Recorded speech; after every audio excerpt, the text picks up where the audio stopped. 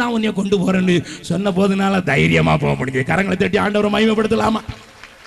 உலகம் கல்லற தோட்டம்னு சொல்லும், ஆனா ஆண்டவர் ஒன்னு ஆயத்தமாக்கப்பட்ட இடத்துக்கு தான் கொண்டு போவார். ஹல்லேலூயா, ஹல்லேலூயா, ஹல்லேலூயா. அந்த ஆயத்தம் பண்ற வேலை நமக்கு இல்ல, அது வேற யாருக்கோ கொடுத்திருக்காரு, அவன் செஞ்சுட்டு போறான். ஹல்லேலூயா. தமிழ்நாட்டுல ஆண்டவர் சபைகளுக்குள்ள கிரியை செய்யறதுக்கு பெரியார் என்கிற ஒரு ஆயத்தப்படுத்துகிற ஒரு மனுஷனை எழுப்பினார். அவர் போயிட்டதுனாலதான் மறுபடியும் ஜாதி உள்ள வந்துச்சு. Hello, hello. கிறிஸ்துவின் சத்தியத்தை சொல்லுறதுக்கு, அதை தெளிவாக்குறதுக்கு ஆண்டவர் யாரை தெரியுமா எழுப்பினாருங்க? ஈவேரா பெரியார். அவர் தான் வந்து அவனை வட இவனை வட அவனை வடன்னு ஒண்ணுதான் ஆளுங்களுக்கு கொஞ்சம் இது என்னமோ சொல்றாரு அப்படின்னு சொல்லி ஜீவனுள்ள தேவனை பார்க்கறதுக்கு கொஞ்சம் கண்ணு திறந்து கரங்களை தட்டி ஆண்டவரை மகிமைப்படுத்தலாம். பூந்தமல்லி பகுதியில் முதல்ல கிறிஸ்தவங்கள்லாம் நிறைய கிடையாது, எனக்கு தெரியும். நானும் இங்க 35 வருஷத்துக்கு முன்னால வந்திருக்கேன்ல.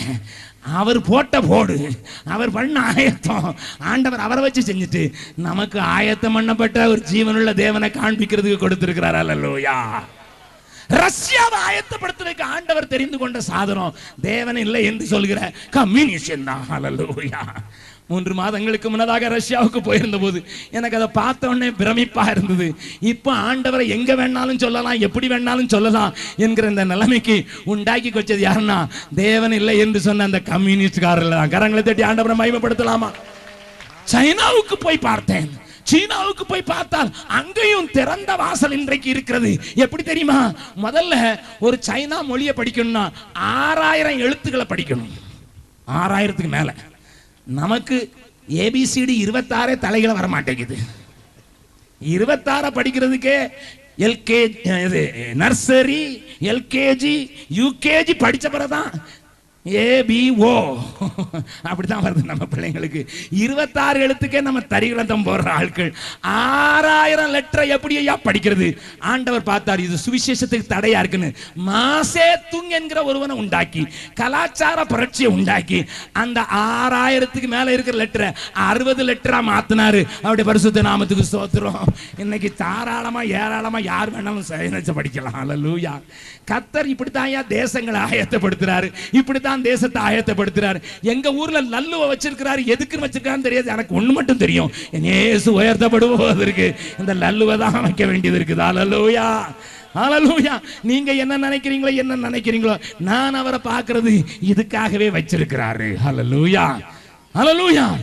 இரண்டாவது காரணம், இந்த 400 வருடங்கள் அவர்களை எகிப்திலே கொண்டு வைத்திருந்ததற்கு காரணம் என்னவென்றால் அங்கே ஆண்டவர் நமக்கு இன்றைய சபையாகிய ஆவிக்குரிய இஸ்ரவேலராகிய நாம் எப்படி விடுதலையாவோம், எப்படி அடிமைத்தனத்திலிருந்து விடுதலையாவோம் என்பதை நமக்கு போதிப்பதற்காக வருங்காரியங்களுக்கு நிழலாட்டமாக அவர்களை திருஷ்டாந்தமாக்கினார். கரங்களை தட்டி ஆண்டவரை மகிமைப்படுத்தலாம்.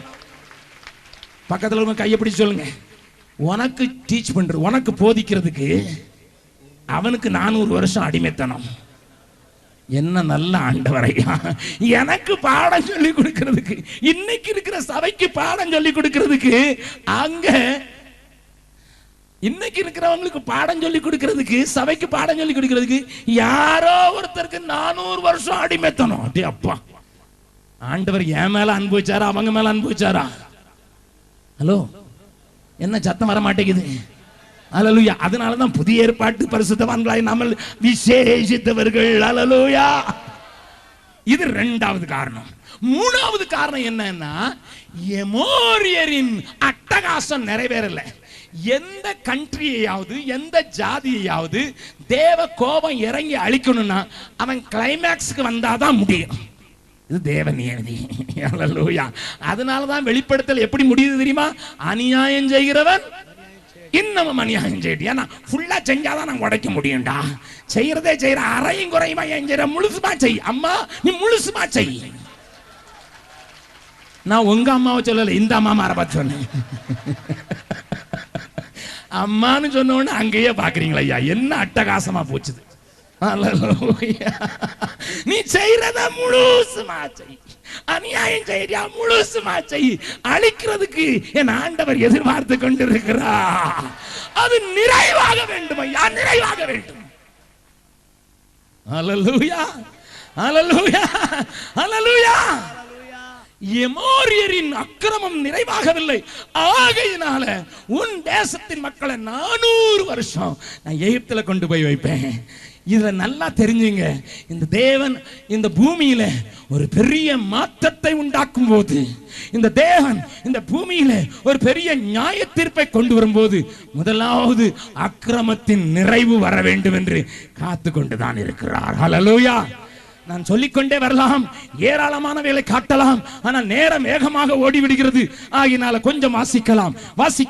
ஆதியாகமம் 8வது அதிகாரம் ஆண்டவருடைய வசனங்களை கொஞ்சம் பார்க்கலாம்.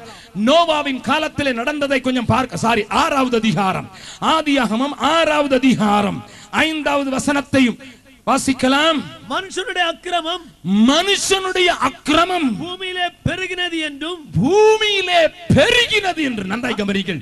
இதை பெருகினது என்று ஆங்கில வேதாமத்தில் சில வேதாமங்களில் சொல்லி இருக்கிறது.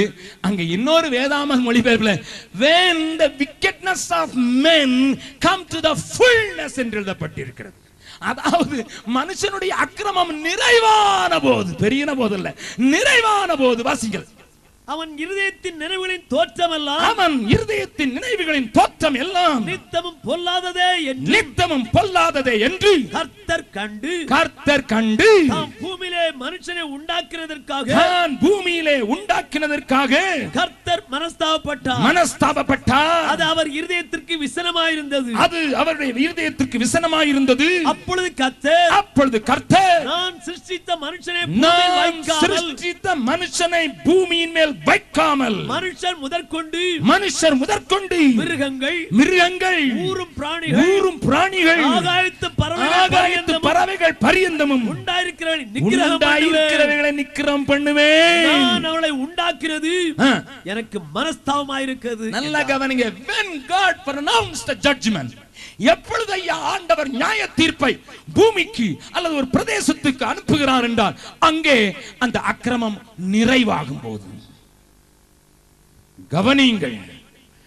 மறுபடி ஆண்டவத்துக்கு உணர்த்துவிக்க பார்க்கிறார். மறுபடி அவனுடைய அக்கிரம வாழ்க்கையை, பொல்லாப்பின் வாழ்க்கையை உணர்த்துவிக்க பார்க்கிறார்.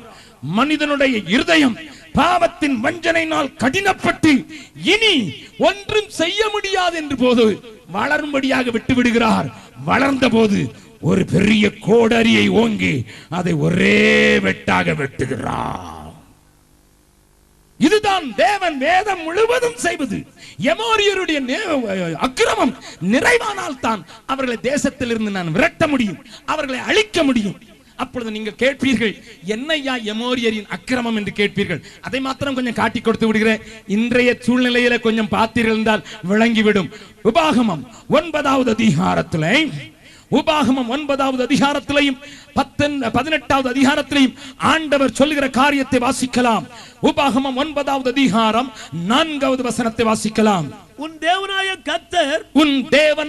கர்த்தர் அவர்களை உனக்கு முன்பாக துரத்துகையில் நீ உன் இருதயத்திலே என் நீதியின் நிமித்தம் இந்த தேசத்தை சுதந்தரித்துக் கொள்ளும்படி கர்த்தர் என்னை அழைத்து வந்தார் என்று சொல்லாயாக. அந்த ஜாதிகளுடைய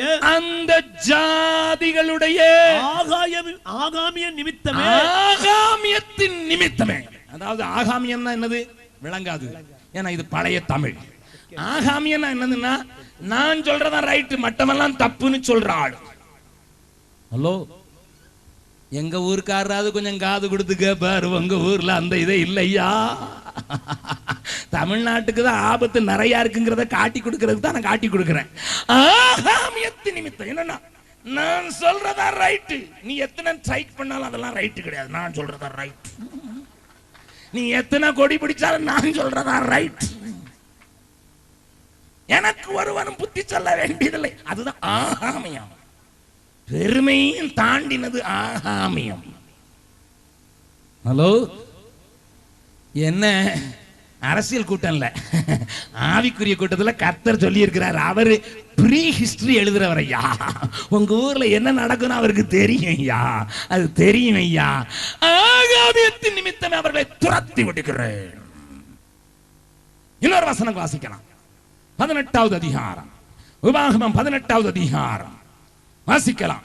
10, 11, 12. தன் மகனையாவது தன் மகனையாவது தன் மகளையாவது தன் மகளையாவது தீ கடக்க பண்ணுகிறவனும் தீ கடக்க பண்ணுகிறவனும் குறி சொல்லுகிறவனும் குறி சொல்லுகிறவனும் நாள் பார்க்கிறவனும் நாள் பார்க்கிறவனும் அஞ்சனம் பார்க்கிறவனும் அஞ்சனம் பார்க்கிறவனும் சூனியக்காரனும் சூனியக்காரனும் மந்திரவாதியும் மந்திரவாதியும் சன்னதக்காரனும் சன்னதக்காரனும் மாயவித்தைக்காரனும் மாயவித்தைக்காரனும் செத்தவரிடத்தில் குறி கேட்கிறவனும் செத்தவரிடத்தில் குறி கேட்கிறவனும் உங்களுக்குள்ள இருக்க வேண்டாம். உங்களுக்குள்ள இருக்க வேண்டாம். இப்படிப்பட்டவைகளை செய்கிறவன் எவனும் இப்படிப்பட்டவைகளை செய்கிறவன் எவனும் கர்த்தருக்கு அருவருப்பானவன். கர்த்தருக்கு அவன் அருவருப்பானவன். இப்படிப்பட்ட அருவருப்புகளின் நிமித்தம் இப்படிப்பட்ட அருவருப்புகளின் நிமித்தம் உன் தேவனாகிய கர்த்தர் உன் தேவனாகிய கர்த்தர் அவர்களை உன் முன்னின்று துரத்தி விடுகிறார்.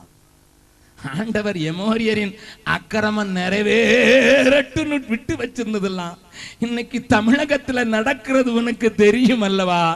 சகோதரியே, சகோதரா, கொஞ்சம் யோசித்து பார். இந்த நேரத்தில் தான் தேவ கோபாக்கிடம் இறங்கி அவர்களை தேசத்தில் நின்று கக்கி போட்டது என்று வேதத்திலே பல முறைகளில் ஆண்டவர் சொல்கிறார். கக்கி போடுகிறது, தேசம் கக்கி போடுகிறது என்று சொல்கிறார். கிறிஸ்துவை பின்பற்றுகிறவர்களும் கூட கொஞ்சம் பஞ்சாங்கம் பார்த்து தானே கல்யாணம் வைக்கிறீங்க ஐயா. கொஞ்சம் நாலு நட்சத்திரம் சரியா வரட்டும். ஆடி மாசத்துல கல்யாணம் கட்டினவங்க எல்லாம் கையை உயர்த்துங்க பார்க்கலாம். ஒரு ஆளு கிடையாது. நான் 2 பேர் இருக்காங்க. ஏன்னா குடும்பம் ஆடி போயிருமா. அப்படியேப்பா எவனோ சொல்லி வச்சுட்டான். அதுக்காக ஆடி மாசத்துல போனஸ் வரலையா? அப்படியெல்லாம் கிடையாது. காசு இருந்தது, ஆவணி பிறக்கட்டுங்க. போய் சித்திர வந்தா பத்திரிக்கை வந்துடும். பங்குனி போய் சித்திர வந்தாதான் பத்திரிக்கை வருது. ஏன்னா பங்குனி மாசத்துல கல்யாணம் வச்சா ஒன்னா வாழ மாட்டாங்க. அப்படி ஏதாவது இருக்கா? சித்திரை மாசத்துல கல்யாணம் கட்டினாலாம் ஒன்னாதான் இருக்கிறானா? எவனோ புளிங்கிட்டு போயிட்டா நமக்கும் அது வாட கொஞ்சம் கொஞ்சம் அப்ப அடிக்குது. கவனிங்கள், இந்த ஆகாமியத்து நிமித்தம் தேசம் அவர்களை கக்கி போட்டது என்று சொல்கிறார். தேவ ஜனமே, அன்றைக்கு ஆபிரகாமுக்கு சொன்னார், நோவாவுக்கும் அதையே சொன்னார். இன்னொரு காரியத்தையும் நான் காண்பிக்கிறேன், வாருங்கள். ஆதியாகமம்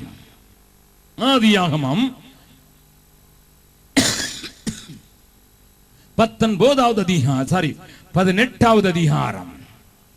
ஆதியாகமம் 18வது அதிகாரம் 20வது வசனத்தை வாசிக்கலாம். பின்பு கர்த்தர் சோதோம் குமாரோவின் கூக்குரல் பெரிதாயிருப்பதினாலும் அவைகளின் பாவம் மிகவும் கொடியதாயிருப்பதினாலும் நான் இறங்கி போய் என்னிடத்தில் வந்து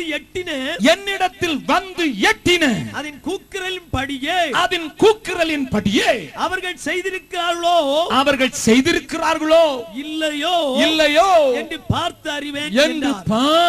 அறிவேன் என்று சொன்னார். இவங்க பாவம் வானபரியந்தம் எட்டிற்று என்று எழுதப்பட்டிருக்கிறது. சோதோமின் மக்கள் மகா பாவிகளாய் இருந்தார்கள் என்றும் அவருடைய பாவம் வான பரியந்தம் எட்டிற்று என்றும் என் சத்திய வேதம் சொல்லுகிற போது என் ஆண்டவர் சொல்கிறார், I will go and check up. நான் போய் பார்ப்பேன் என்று தான் அவர் 2 தூதர்களை அந்த அசிங்கம் பிடித்த சோதோமுக்குள் போக மனதில்லாதவராக ஆபிரகாமினுடைய குடிசைக்கு வந்தார். ஆனால் சோதோம் என்கிற பட்டணத்திற்கு ஆண்டவரால் போக முடியவில்லை. ஆபிரகாம் வனாந்திர வழியில இருந்தான். அவனை தேடி கர்த்தரும் தூதர்களும் வந்தார்கள். ஆனால் சோதோம் என்கிற பட்டணத்திற்குள்ளே தேவன் போகக்கூடாத அளவுக்கு அருவருப்பு. 2 தூதர்களை மாத்திரம் அனுப்புகிறார். கவனிங்கள், 2 தூதர்களை அனுப்பின போது அவர்கள் வீட்டுக்கு வந்தவுடனே அந்த ஊரார் என்ன செய்தார்களாம்? வாசிக்கலாம். 19வது அதிகாரத்தில் வாசிக்கலாம். 4வது வசனம். அவர்கள் படுக்கும் முன்னே சோதோம் பட்டணத்து மனிதராகிய வாலிபர் முதல் கிழவர் மட்டுமுள்ள ஜனங்கள் அனைவரும் நானா திசையிலிருந்து வந்து